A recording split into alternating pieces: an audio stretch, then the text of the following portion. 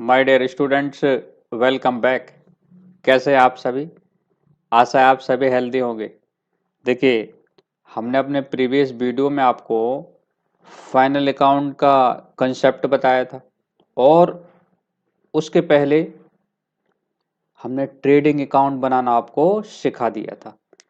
तो आज हम लोग उसी से आगे प्रॉफिट एंड लॉस अकाउंट को बनाना सीख रहे हैं। Profit and loss account, profit and loss account. देखिए, फाइनल अकाउंट को हम लोग कितने पार्ट्स में तैयार करते हैं? मेनली टू पार्ट्स में, इनकम स्टेटमेंट और financial statement, means position statement. Income statement में क्या क्या तैयार करना हमें? Trading account. देखिए, सबसे पहले हम लोग क्या तैयार करते हैं? Trading trading account. ये ट्रेडिंग अकाउंट बनाना हमने आपको पहले सिखाया था। ट्रेडिंग अकाउंट से हमें क्या पता चलता है? बिजनेस का gross result. Means trading account हम लोग क्यों बनाते हैं? ग्रॉस प्रॉफिट या फिर ग्रॉस लॉस। ग्रॉस प्रॉफिट या ग्रॉस लॉस को फाइंड आउट करने के लिए हम ट्रेडिंग अकाउंट बनाते हैं। अच्छा, ट्रेडिंग अकाउंट में क्या रिकॉर्ड होता है? आपको फिर से याद दिला दें। ट्रेडिंग अकाउंट के डेबिट में शुरुआत किससे होती थी? ओपनिंग स्टॉक से, हैं? Opening stock. और हम लोग लिखते थे परचेज, हैं? और क्या लिखते हैं? Direct expenses. Direct expenses. अच्छा, ट्रेडिंग अकाउंट की ये तो हम लोग डेबिट में लिखते थे, और अगर रिटर्न होता था परचेज रिटर्न तो परचेज में से लेस कर देते थे। अच्छा, क्रेडिट में क्या लिखते थे हम लोग? हम लोग लिखते थे सेल्स और क्लोजिंग स्टॉक। अगर सेल्स रिटर्न है तो हम उसको किस में से लेस कर देते थे? सेल्स में से माइनस करते थे। परचेज रिटर्न को परचेज में से माइनस कर देते थे। तो ये जो ट्रेडिंग अकाउंट का हमारा रिजल्ट निकल के आता था वो क्या था? Gross profit. अब हमें अपने बिजनेस का क्या निकालना है? नेट रिजल्ट निकालना है। तो हमारे बिजनेस के क्या फाइंड आउट करने के लिए? नेट नेट प्रॉफिट या फिर नेट लॉस। नेट प्रॉफिट या फिर क्या? नेट लॉस को फाइंड आउट करने के लिए हम लोग कौन सा अकाउंट बनाते हैं? Profit and loss account. ये इनकम स्टेटमेंट का सेकंड पार्ट है। इनकम स्टेटमेंट में फर्स्ट पार्ट क्या था? Trading account. और इनकम स्टेटमेंट का सेकंड पार्ट क्या हो गया? Profit and loss account. तो प्रॉफिट एंड लॉस अकाउंट बनाने का मुख्य उद्देश्य, मेन पर्पज, हमारा नेट प्रॉफिट या नेट लॉस फाइंड आउट करना होता है। अब जो एंट्रीज ट्रेडिंग अकाउंट में रिकॉर्ड हो गए वो प्रॉफिट एंड लॉस में नहीं आते हैं। हाँ, ग्रॉस प्रॉफिट या ग्रॉस लॉस ट्रांसफर करके हम पहले कहां लाएंगे? प्रॉफिट एंड लॉस अकाउंट में। तो प्रॉफिट एंड लॉस अकाउंट की शुरुआत होती है ग्रॉस प्रॉफिट या ग्रॉस लॉस से। प्रॉफिट एंड लॉस अकाउंट के देखिए, डेबिट साइड क्या रिकॉर्ड होगा और क्रेडिट साइड क्या रिकॉर्ड होगा, हम लोग इन बातों को समझेंगे। तो प्रॉफिट एंड लॉस अकाउंट में सीधी बात है, ना तो डायरेक्ट एक्सपेंस लिखा जाएगा, ना परचेज, ना सेल्स, ना स्टॉक, ना ओपनिंग, ना क्लोजिंग। फिर क्या लिखा जाएगा? तो प्रॉफिट एंड लॉस अकाउंट में बस दो शब्द आपको याद रखने हैं: डायरेक्ट इनकम, इनडायरेक्ट इनकम। कौन सी इनकम? Indirect income. ठीक है, इनडायरेक्ट इनकम। और क्या? Indirect expenses. इनडायरेक्ट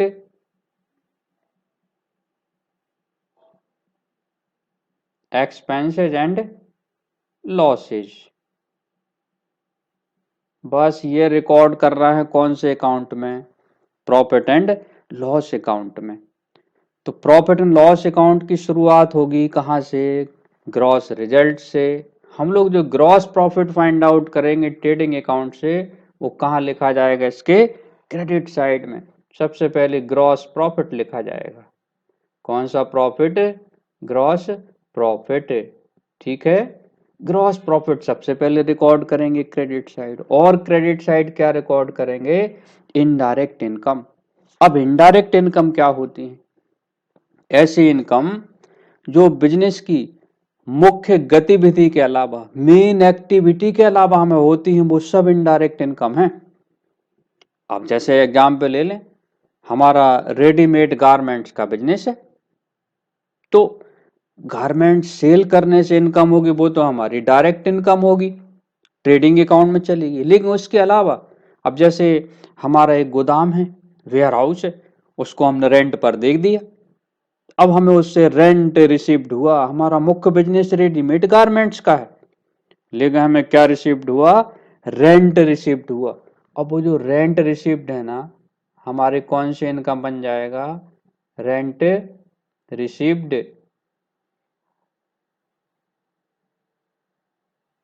ये जो रेंट रिसीव्ड है ना, हमारे कौन से इनकम बन गया, इनडायरेक्ट इनकम। हमने क्या किया, हम एक एजेंसी और लिए हुए हैं, उस पर हमें कमीशन मिलता है, तो वो जो कमीशन मिलेगा वो भी हमारी कौन सी इनकम हो गई, इनडायरेक्ट इनकम। कमीशन रिसीव्ड है, कमीशन रिसीव्ड भी हमारी कौन सी इनकम हो गई, इनडायरेक्ट इनकम हो गई। तो रेंट रिसीव्ड, कमीशन रिसीव्ड। अब जैसे हमने क्या किया, कहीं इन्वेस्टमेंट कर दिया, क्या कर दिया, इन्वेस्टमेंट। हमने किसी कंपनी के डिबेंचर्स खरीद लिए, अब कंपनियां डिबेंचर के बदले में हमें देंगी क्या, इंटरेस्ट देंगी, तो हमें इंटरेस्ट रिसीव्ड होगा। तो इंटरेस्ट रिसीव्ड भी कौन सी इनकम हो जाएगी, इनडायरेक्ट इनकम। इंटरेस्ट रिसीव्ड, ठीक है। तो देखिए इंटरेस्ट रिसीव्ड भी कौन सी इनकम हो गई हमारे, इनडायरेक्ट इनकम हो गई। इंटरेस्ट रिसीव्ड भी इनडायरेक्ट इनकम। अच्छा, हमने किसी कंपनी के शेयर्स खरीद लिए, बिजनेस हमारा, हमने आज दिलाने किस चीज का है, रेडीमेड गारमेंट्स का। अब हमने जब अगर शेयर खरीदे, तो उसके बदले में हमें मिलेगा डिविडेंड। कंपनी अपने प्रॉफिट का पार्ट जो शेयर होल्डर्स को डिस्ट्रीब्यूट करती है, वो डिविडेंड कहलाता है, पार्ट्स ऑफ प्रॉफिट, ठीक। डिविडेंड को हिंदी में कहते हैं लाभांश, लाभ का अंश। तो हमें डिविडेंड रिसीव्ड हुआ है, ये भी कौन सी इनकम हो गई, इनडायरेक्ट इनकम। डिविडेंड रिसीव्ड,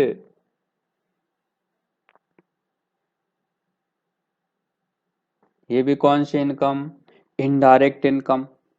तो rent received, commission received, interest received, dividend received. अब डिस्काउंट रिसीव्ड, ये भी इनडायरेक्ट इनकम होती है, गुड्स हमने खरीदा, हमें डिस्काउंट मिल गया, तो डिस्काउंट, डिस्काउंट रिसीव्ड भी कौन सी इनकम हो गई, इनडायरेक्ट इनकम। तो प्रॉफिट एंड लॉस अकाउंट के क्रेडिट में क्या रिकॉर्ड होगा, ग्रॉस प्रॉफिट और कौन सी इनकम, इनडायरेक्ट इनकम रिकॉर्ड होंगी। कभी कभी हमने अपनी कोई एसेट्स को बेच दिया, खराब हो गई, एसेट्स से पुरानी हो गई, बेचने से प्रॉफिट हो गया, वो भी इनडायरेक्ट इनकम, वो भी यहाँ रिकॉर्ड होगा, ठीक। Profit on sale of assets, profit on sale of investment, ठीक। कभी कभी हम लोग क्या करते, कोई हमने मकान बिजनेस की थी, मकान वो किराए पर ले लिया, उसका कुछ पार्ट से ज्यादा किराए पर उठा दिया, अब उससे होने वाला जो प्रॉफिट है वो कहलाता है हमारा सब लेटिंग, सिकमी किराया, वो भी हमारी इनडायरेक्ट इनकम होगी, क्रेडिट में रिकॉर्ड होगा। अच्छा, इतना आपको समझ आ गया। तो प्रॉफिट एंड लॉस अकाउंट के क्रेडिट में क्या रिकॉर्ड होगा? ग्रॉस प्रॉफिट और कौन सी इनकम? Indirect income. डेबिट में क्या रिकॉर्ड होगा? देखो, कभी कभी लॉस भी हो सकता है ग्रॉस लॉस हो, तो ग्रॉस लॉस कहाँ रिकॉर्ड होगा? प्रॉफिट एंड लॉस अकाउंट के डेबिट साइड। हम लोग लिखेंगे ग्रॉस लॉस। ठीक है, अगर ग्रॉस लॉस है तो कहाँ रिकॉर्ड करना पड़ेगा उसे? Debit side. और ग्रॉस प्रॉफिट है तो कहाँ रिकॉर्ड करेंगे उसे? अच्छा, दोनों एक साथ कभी नहीं हो सकते हैं, या तो ग्रॉस प्रॉफिट होगा या फिर क्या होगा? ग्रॉस लॉस होगा। तो gross loss debit side record होगा। और क्या रिकॉर्ड होगा यहाँ पे? Indirect expenses. अब ये कौन से एक्सपेंस होते हैं? देखिए, हमने indirect expenses, indirect income, direct income और डायरेक्ट एक्सपेंस के वीडियो अलग से बनाए हुए हैं, आप उनको देख सकते हैं और डिटेल सीख सकते हैं। तो प्रॉफिट एंड लॉस अकाउंट के डेबिट में क्या आ रहा है? ग्रॉस लॉस और इनडायरेक्ट एक्सपेंसेज एंड लॉसेज। अब इनडायरेक्ट एक्सपेंस कौन से कहलाएंगे? अगर हम एक लाइन में बोलें, अरे वे एक्सपेंस जो डायरेक्ट नहीं है, वे एक्सपेंस जो कौन से नहीं है? डायरेक्ट नहीं है, वो कौन से एक्सपेंस कहलाएंगे? Indirect expenses. नेचुरल बात है, अरे डायरेक्ट नहीं है तो क्या हो गए? इनडायरेक्ट हो गए। अब इनको हम दूसरे तरह से कहें, ऐसे एक्सपेंसेज जो गुड्स हमारा तैयार होने के बाद, हम लोग जब गुड्स बना लेंगे, क्या होगा? गुड्स अरे बना के रखेंगे थोड़ी, गुड्स को हमें बेचना पड़ेगा। तो बी एक्सपेंसेज जो गुड्स की बेचने की प्रोसेस में किए जाएंगे, बिजनेस को मैनेज करने में किए जाएंगे, बिजनेस के एडमिनिस्ट्रेशन में किए जाएंगे, वे एक्सपेंस जो फाइनेंस से रिलेटेड होंगे, वे एक्सपेंस जो एसेट्स को मैनेज करने में, उनका मेंटेनेंस करने में किए जाएंगे, वे कौन से एक्सपेंस होंगे? इनडायरेक्ट एक्सपेंसेज होंगे। ठीक, वे एक्सपेंसेज जो किस लिए कर रहे हैं हम लोग? गुड्स को बेचने में, एडवर्टाइजमेंट करने में, गुड्स का डिस्ट्रीब्यूशन करने में, एडमिनिस्ट्रेशन करने में, मैनेज करने में और फाइनेंस की व्यवस्था करने में, और जो हम एसेट्स यूज कर रहे हैं बिजनेस में, उनके मेंटेनेंस करने में। जैसे नॉर्मल रिपेयर, अरे भाई कार के पेट्रोल का खर्चा, कार हम डिलीवरी वैन चला रहे गुड्स की सप्लाई के लिए, अब उसके ड्राइवर की सैलरी, पेट्रोल का एक्सपेंस, डीजल के खर्चे, ऑफिस की इलेक्ट्रिक चार्जेस। ठीक, ये सब इनडायरेक्ट एक्सपेंस है। अगर हम नाम लें, देखो, general expense, office expense, administration expense, selling and distribution expense, rent tax and insurance, repair, bank charges, interest on loan, interest on bank overdraft और बैड डेप्ट। क्या? बैड डेप्ट। आप लोग जानते हैं, हाँ, बैड डेप्ट जानते हैं? हम लोग गुड्स उधार बेचते हैं और जरूरी नहीं है कि सारे कस्टमर हमारा पैसा दे दें, तो उधार बेचे गए सामान का या उधार बेचे गए गुड्स का जो अमाउंट रिसीव्ड नहीं होता है, उसे हम लोग बैड डेप्ट अकाउंट में लिख देते हैं। तो ऐसे डेप्ट जो गुड नहीं है वो बैड डेप्ट कहलाते हैं। ठीक, और डेप्रिसिएशन। क्या? डेप्रिसिएशन।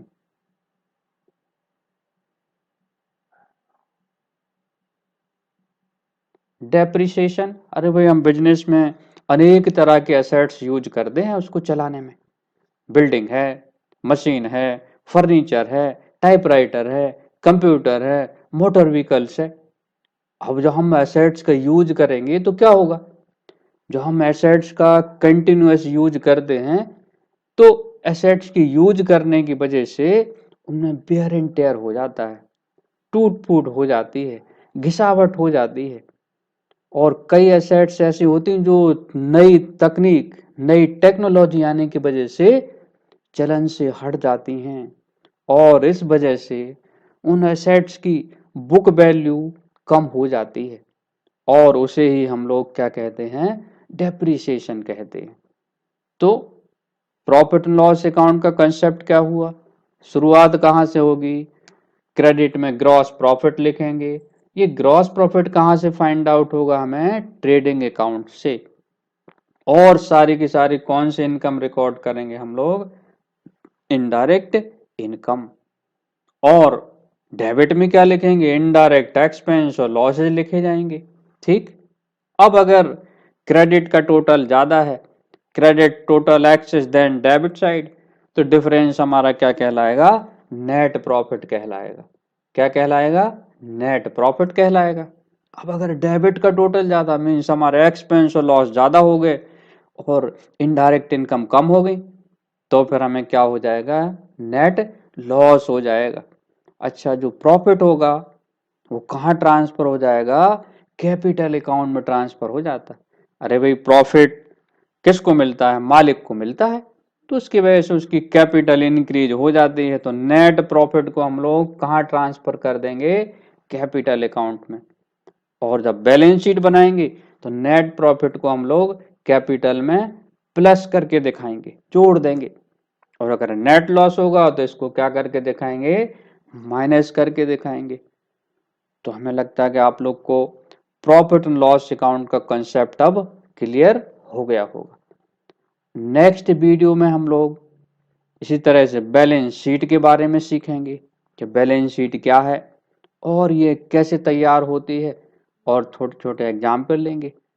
तो इसी तरह आप लोग वीडियो देखते रहिए, ठीक, और सीखते रहिए। Thank you.